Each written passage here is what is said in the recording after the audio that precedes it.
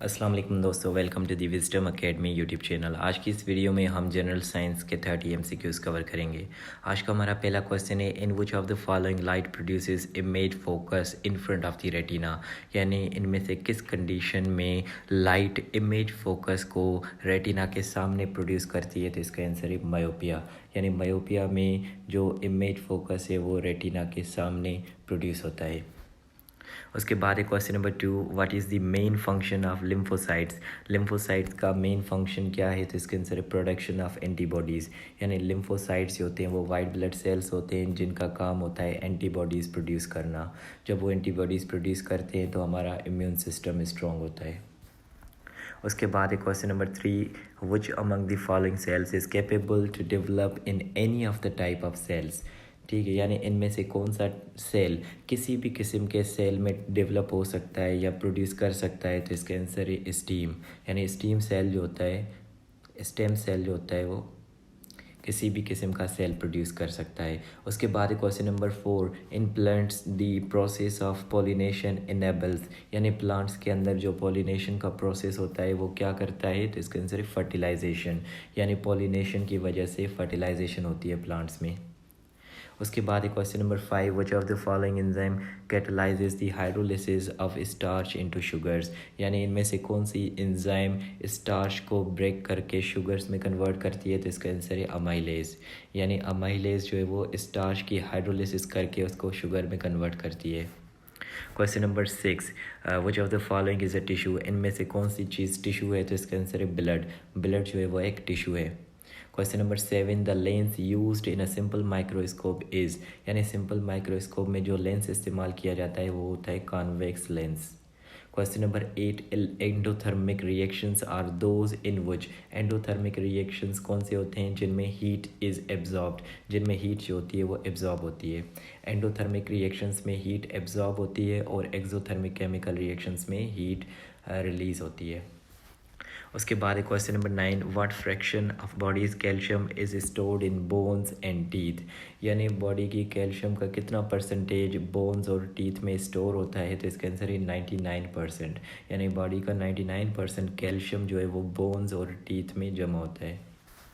उसके बाद question number 10, each day human body breathe in dash litres of air. हर रोज़ ह्यूमन बॉडी कितने लीटर्स एयर ब्रीथ करती है। तो इसका आंसर है 15,000 to 20,000 litres of air. Question number 11, what is the approximate average thickness of the earth's continental crust. यानी earth का जो क्रस्ट है उसकी एवरेज थिकनेस कितनी है। तो इसका आंसर है 25 माइल्स। यानी 25 माइल्स जो है वो अर्थ का जो क्रस्ट है उसकी एवरेज थिकनेस है। उसके बाद question number 12, what is the most abundant form of matter in the universe. यानी यूनिवर्स में मैटर की सबसे ज़्यादा पाए जाने वाली फॉर्म जो है वो कौन सी है। तो इसका आंसर है प्लाज्मा। यानी प्लाज्मा जो है वो मैटर की फोर्थ फॉर्म है और यही प्लाज्मा जो है वो बाकी तीनों स्टेट से ज़्यादा पाई जाती है। Question number 13, which colour of light is deviated least. यानी कलर लाइट का कौन सा कलर सबसे कम डिविएट होता है। तो इसका आंसर है रेड लाइट। रेड लाइट जो होती है उसकी डिविएशन सबसे कम होती है। Question number 14, acid present in gastric juice is. Gastric juice में कौन सा एसिड मौजूद होता है। तो इसका आंसर है हाइड्रोक्लोरिक एसिड। गैस्ट्रिक जूस जो होता है वो स्टमक के अंदर प्रोड्यूस होता है और गैस्ट्रिक जूस के अंदर कौन सा एसिड होता है, हाइड्रोक्लोरिक एसिड। उसके बाद है question number 15, the apparent depth of a coin inside water tub decreases due to. यानी कॉइन अगर वाटर टब के अंदर डाला जाए तो उसका जो अपरेंट उसकी जो डेप्थ होती है वो कम होती है, डिक्रीज़ होती है। किस चीज़ की वजह से, रिफ्रैक्शन ऑफ लाइट की वजह से। यानी हम कॉइन को अगर पानी के टब के अंदर डालेंगे तो ज़ाहिरन वो जो है वो उसकी डेप्थ कम नज़र आएगी उसकी एक्चुअल डेप्थ के कंपैरिजन में। ठीक है, उसकी एक्चुअल डेप्थ ज़्यादा होगी और उसकी अपरेंट डेप्थ कम होगी। ठीक है, वो किस वजह से, रिफ्रैक्शन ऑफ लाइट की वजह से। Question number 16, blood is a type of. Blood किस चीज़ का टाइप है। तो इसका आंसर है कनेक्टिव टिश्यू। ब्लड एक कनेक्टिव टिश्यू का टाइप है।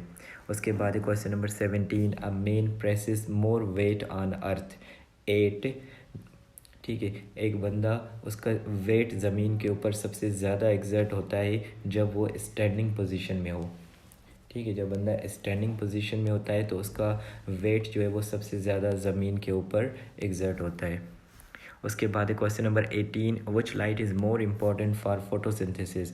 फोटोसिंथेसिस के लिए कौन सी लाइट सबसे ज़्यादा इम्पोर्टेंट है, तो वो है red light. Question number 19, for a fixed mass of a gas at constant temperature if we decrease volume the pressure।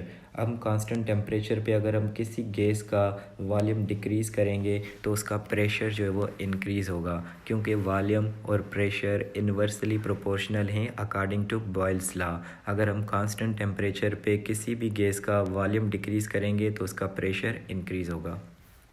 उसके बाद question number 20, which of the following is correct about the electromagnetic waves. यानी इनमें से कौन सी चीज़ electromagnetic waves के बारे में सही है, तो इसका आंसर है they can travel through vacuum. यानी इलेक्ट्रोमैग्नेटिक वेव्स जो हैं वो वैक्यूम के थ्रू ट्रैवल कर सकते हैं।